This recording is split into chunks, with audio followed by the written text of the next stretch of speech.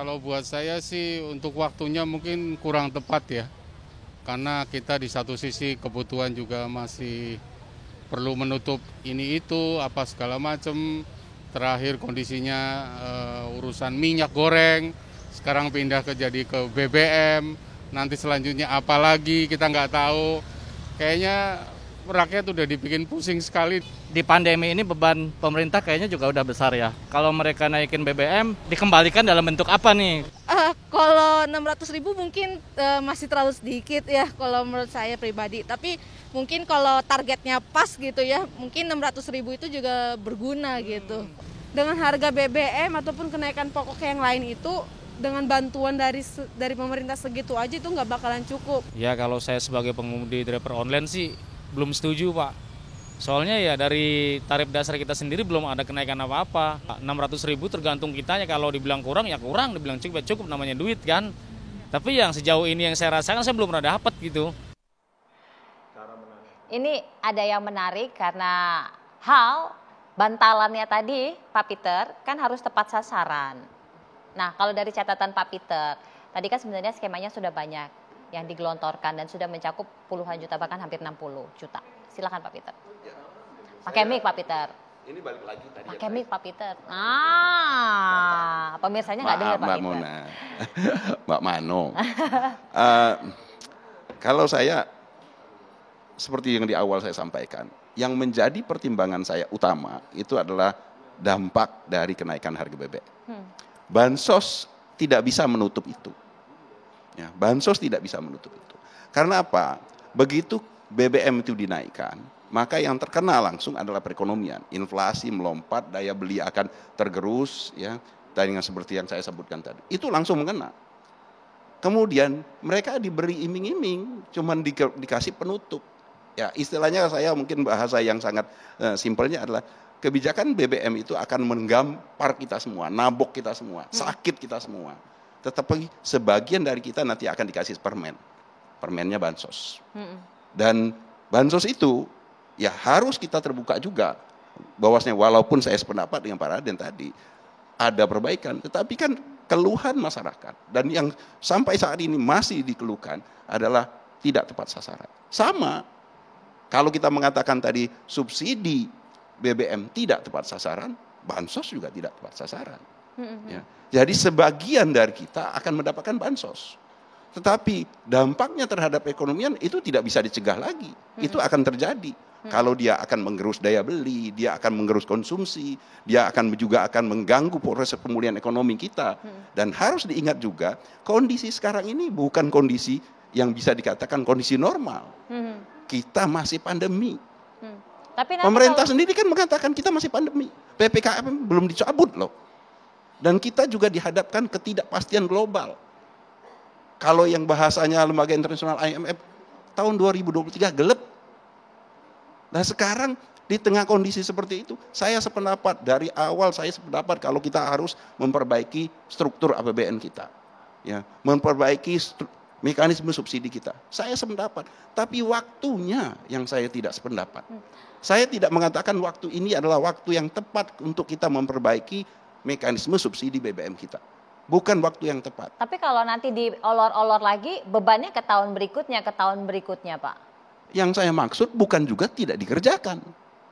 Jadi kita melakukannya kan bisa dilakukan secara terencana, terukur, ya, dan kemudian secara berangsur. Nah, kalau dan itu pernah kita lakukan dan kita berhasil. Ya, tahun 2015 pemerintah melakukan pengurangan subsidi BBM yang luar biasa drastis.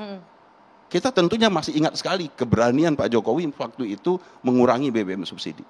Tetapi yang dirasakan oleh masyarakat tidak begitu shock. Karena kondisinya memang kita kuat untuk menanggung itu.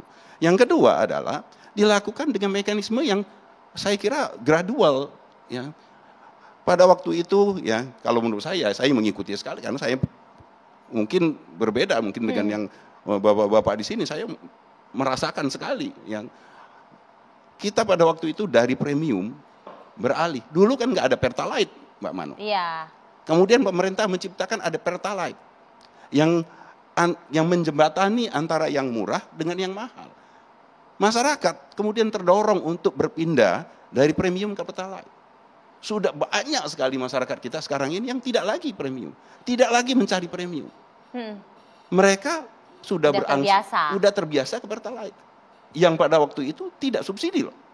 Artinya bagaimana kita mengubah mekanisme subsidi itu bisa dilakukan secara bertahap seperti itu, tanpa harus kita lompat ya kemudian benar-benar kita menghabiskan subsidinya, apalagi sekali lagi di tengah kondisi sekarang ini. Skema ini pernah dimunculkan waktu RDP dengan Pertamina?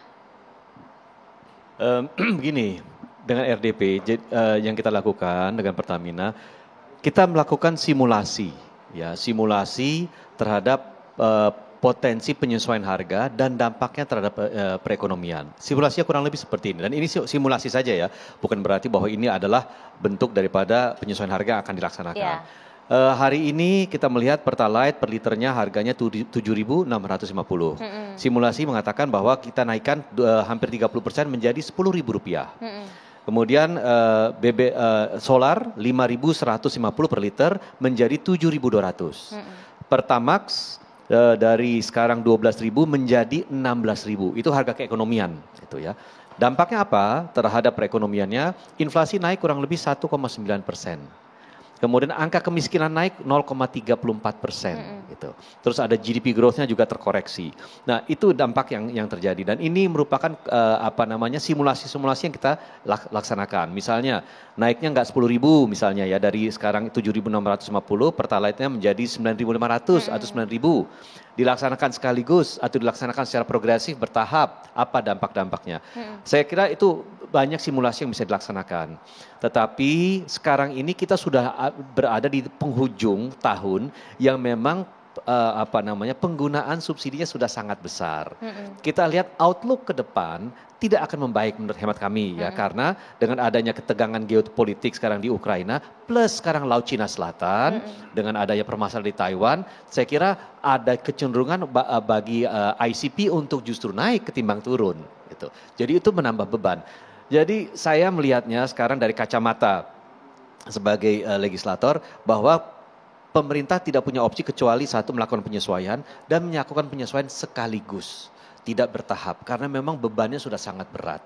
Ya, jadi risikonya kalau sampai tidak dilakukan hal itu, risikonya pasca Oktober kita akan nanti melihat adanya pembatasan di SPBU yang menjual BBM karena memang suplainya tidak banyak, tidak tersedia banyak. Kita sudah di awal tahun mencanangkan, tahun 2022 APBN-nya mencanangkan 17 juta kiloliter untuk BBM subsidi Pertalite, meningkat menjadi 23, bisa menjadi 29 juta kiloliter. Dan ini sangat memberatkan kita. Dengan hitung-hitungan dampak itu, bantalan yang sudah disiapkan cukup supaya nggak makin terdesak, terbebani? Cukup atau tidaknya bantalan tentu akan berbeda ya, karena bantalan itu kan diberikan kepada mereka yang menggunakan. Dan tadi sudah disampaikan berdasarkan hasil dari wawancara dengan sejumlah perwakilan publik, mereka justru merasa bahwa bantalan itu mungkin masih kurang. Tetapi begini, hasil kunjungan kami ke berbagai daerah itu mengindikasikan bahwa sebagian masyarakat, terutama mereka yang mengkonsumsi BBM, itu lebih menghendaki ketersediaan BBM. Jadi tidak apa-apa ada kenaikan, yang penting tersedia. Nah mungkin itu harus dilakukan survei nasional untuk melihat apakah asumsi ini akurat atau tidak, untuk melihat dampak sosial daripada penyesuaian harga ke depannya. Kalau catatan dari Kemenko Pak, untuk dampak-dampak yang dimungkinkan, tadi kan skenarionya sebenarnya sudah ada ya Pak Raden. Nah tapi tentu kita tidak berharap, itu kan kemiskinan yang sudah tercatat. Khawatirnya nanti ada pertambahan-pertambahan itu Pak Raden, mengantisipasinya. Iya, jadi apa yang dibuat oleh teman-teman di DPR ya, Pak Edi Suparno dan juga mungkin para ahli di sana. Hal yang sama juga kita lakukan ya. Jadi exercise itu kita lakukan. Dampaknya terhadap inflasi, dampaknya terhadap kemiskinan, dampaknya kepada pertumbuhan. Yang kita fokus memang adalah yang pertama adalah kemiskinan dulu. Tentu kemudian inflasi, baru kemudian pertumbuhan. Kenapa seperti itu? Karena memang kita lihat dampaknya kepada pertumbuhan relatif itu kecil. Kemudian dampaknya terhadap inflasi tadi yang dikatakan itu. Kita bisa berdebat mengenai itu sampai 1 hari. Mungkin antara 2, katakan tadi dikatakan oleh teman-teman, bisa 2-3%. Ya, kalau dinaikkan. Tapi itu pun belum dinaikkan sampai dengan harga keekonomian loh. Ya. Jadi bukan Karena sekaligus keekonomian tadi sampai sampai keekonomian. 13.000. Belum akan ke sana. Nah, kemudian yang kita lakukan itu adalah khusus untuk mengatasi kemiskinan. Kan yang kita lihat itu kemiskinan adalah biasanya adalah 40% terbawah. Ya. Makanya kita fokus di situ dulu. Apa yang kita buatkan tadi 20,6 juta ya penerima manfaat itu fokusnya di situ. Bahkan kita pakai sampai ke 50%, ke 55% ke bawah juga. Itu sebabnya diberikan bantuan subsidi upah itu. Ya. Yang sebesar 600.000 itu tambahan. Itu kalau kita lihat bahwa yang kita tolong, ya kita bantu memang yang di bawah. Yang di atas tidak sama sekali. Karena kita anggap yang di atas itu harus bisa mengabsorb itu. Ya. Kenapa seperti itu? Kalau kita lihat pendapatan daripada kelompok di bawah itu sebagian besar akan dia pakai untuk belanja sehari-hari yang esensial. Sedangkan kelompok atas itu jumlah yang mereka pakai dari pendapatan mereka untuk yang esensial itu kecil. Jadi secara persentase dampaknya itu ke saya atau ke Pak Edi atau ke Pak Peter ini sebetulnya kecil. Ya. Jadi kita harapkan seperti ini bahwa yang relatif kaya dia harus bisa mengabsorb itu sebagaimana penduduk dunia sekarang yang juga mengabsorb itu. Ya. Mau nggak mau menerima karena di keadaan. negara lain semua sudah dinaikkan itu. Nah, yang kita harapkan di sini adalah kelompok yang lebih makmur ini kayak ini bisa mengabsorb itu. Tapi kelompok yang di bawah itulah yang menjadi perhatian pemerintah. Karena sudah seperti yang saya katakan tadi, sejak 2020 kita melakukan itu. Dan uang pemerintah untuk memberikan kepada yang kaya, saya pikir tidak tepat. Itu yang disebutkan tadi. Yang menerima manfaat yang paling besar dari subsidi BBM ini adalah kelompok kaya. Jadi kalau kita lihat kelompok 60% yang tadi ke atas itu, dia dapatnya itu 95%. Untuk Pertalite. Untuk solar juga segitu. Jadi kelompok yang atas itulah yang mendapatkan manfaat. Justru kalau kita teruskan subsidi seperti ini akan menimbulkan ketimpangan. Oleh karena itu tadi subsidi tepat sasaran itu menjadi tepat.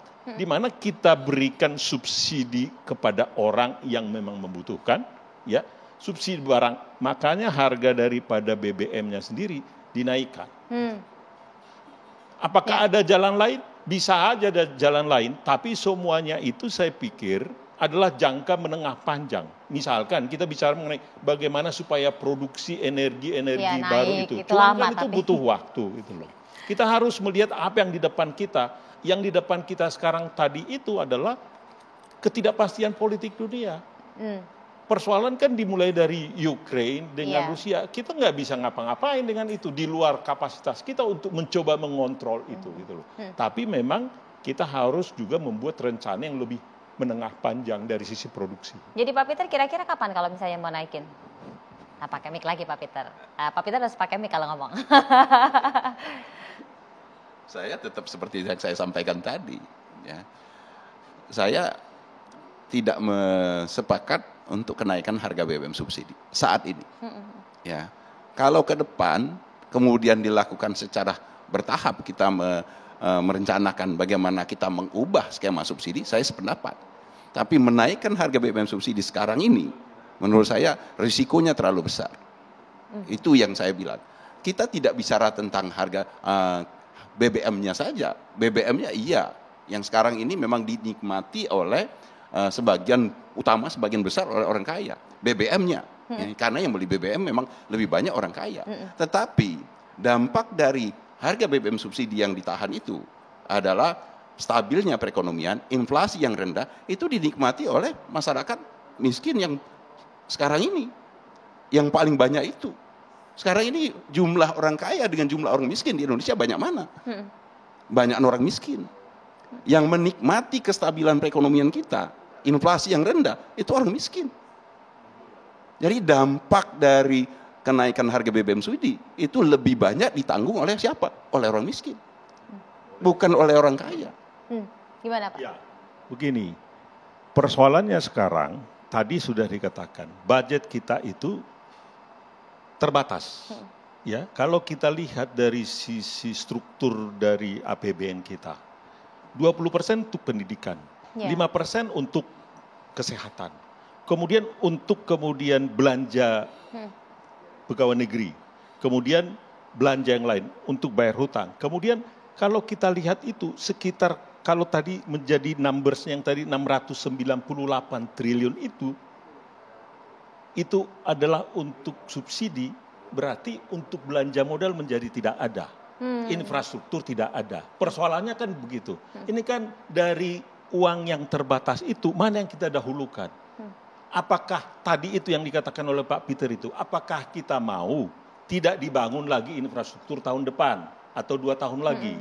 Nah itulah yang harus dibagi-bagi ini, dialokasikan dulu bahwa untuk infrastruktur, kalau tidak ada infrastruktur semua juga ribut. Produktivitas juga turun semuanya. Kita yang bekerja di desa di mana tol kemudian jalan-jalan gak beres kan persoalan juga gitu loh.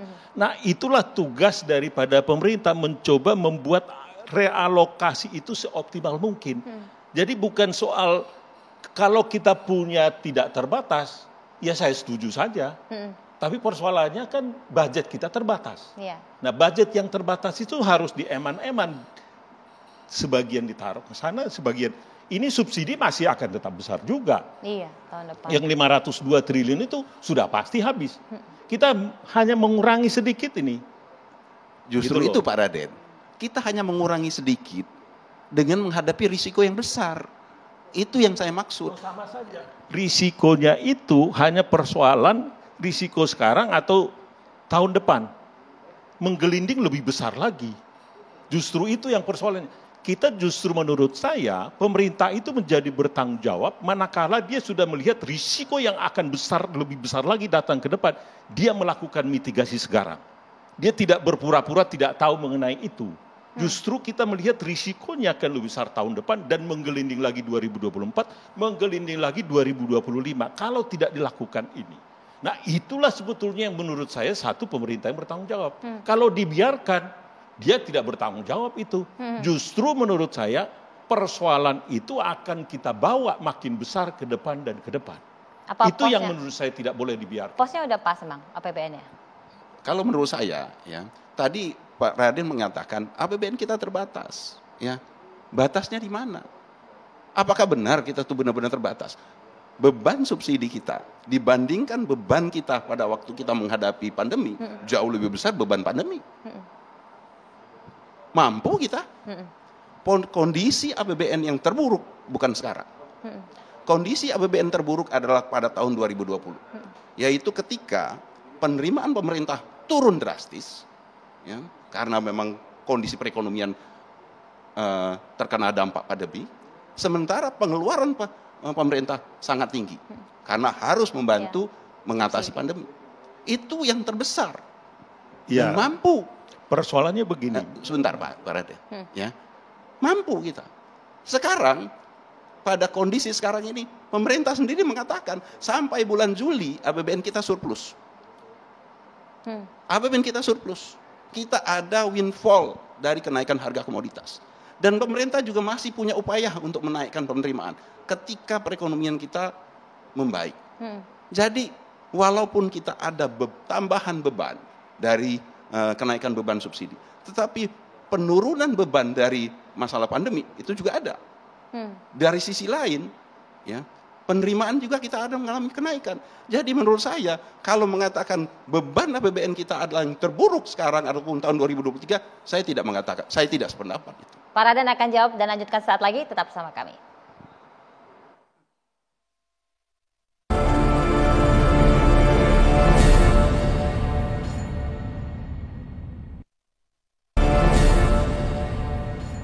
Ini ada pengamat kebijakan publik nih. Tadi Pak Trubus sudah dengar dari dua sisi ya. Silahkan kalau dari masukannya Pak Trubus. Iya, kalau saya tetap pada tataran bagaimana kemudian formulasi kebijakannya itu memang pertama harus mempertimbangkan betul kondisi realitas sosiologis masyarakat kita gitu loh.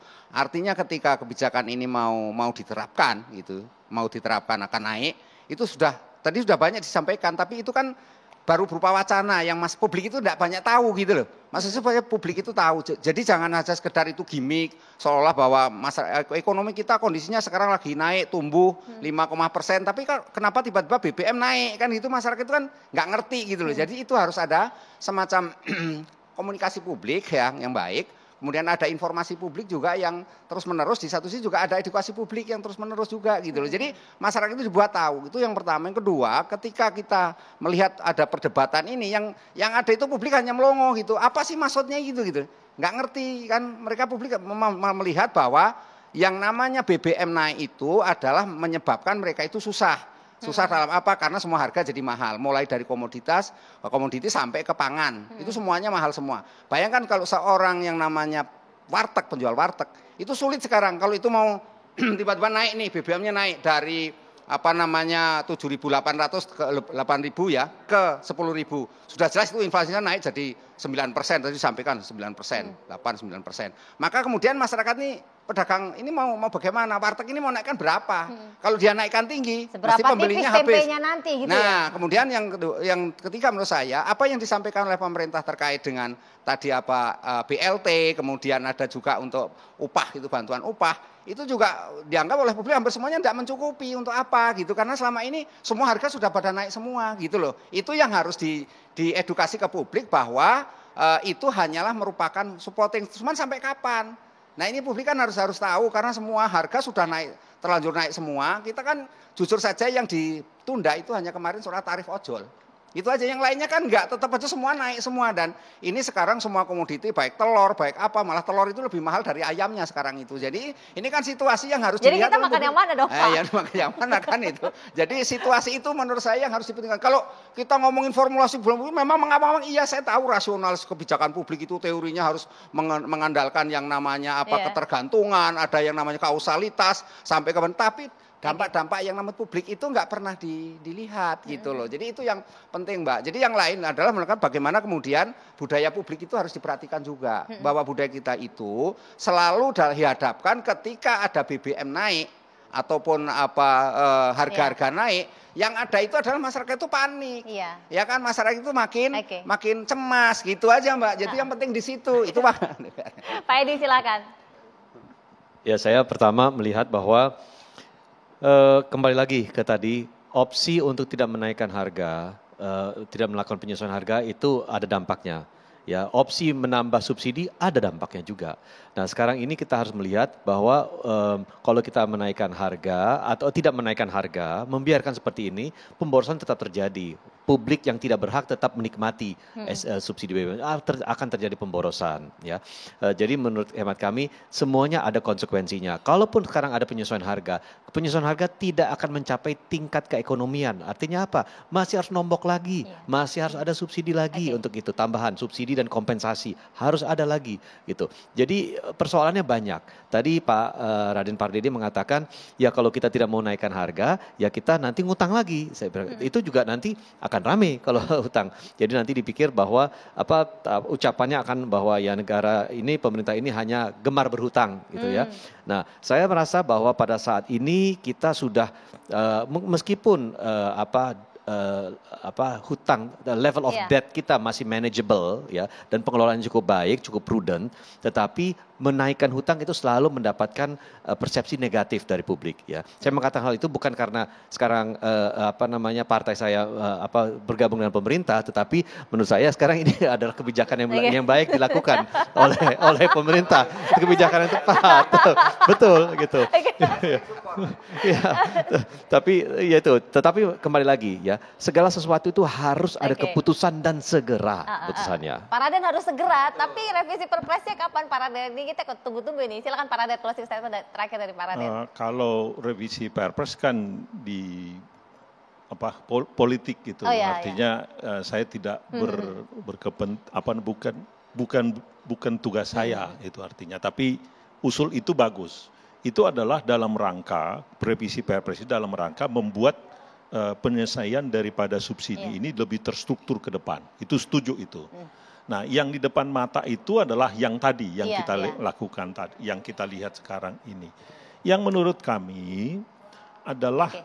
persoalan ini kita sudah alami tahun 2005, 2008, 2013. Bahwa akan ada dampaknya tadi kepada inflasi itu akan ada. Tapi menurut saya inilah yang perlu dijelaskan juga oleh Bank Indonesia nantinya. Bahwa dampak ini bersifat transisi bukan permanen. Itu yang dijelaskan. Sehingga orang melihat mestinya tidak perlu panik. Bahwa ini bersifat temporer. Kalau dibuat panik semua jadi sulit. Nah, menurut saya kita tidak perlu panik. Situasinya tidak seburuk yang diperkirakan banyak orang. Jauh lebih baik. Dan kita menurut saya kalau kita bisa menerima ini, kita bisa absorb kenaikan ini dengan baik. Ya, itu mungkin perhitungan-perhitungan yang tadi disampaikan oleh Pak Peter dimungkinkan bisa terjadi yang justru malah memperberat ya Pak Peter. Terima kasih Pak Peter sekali lagi, Pak Edi terima kasih, Pak Raden terima kasih, dan tentunya Pak Trubus terima kasih. Saya Brigita Maunara pamit, selamat malam, sampai jumpa.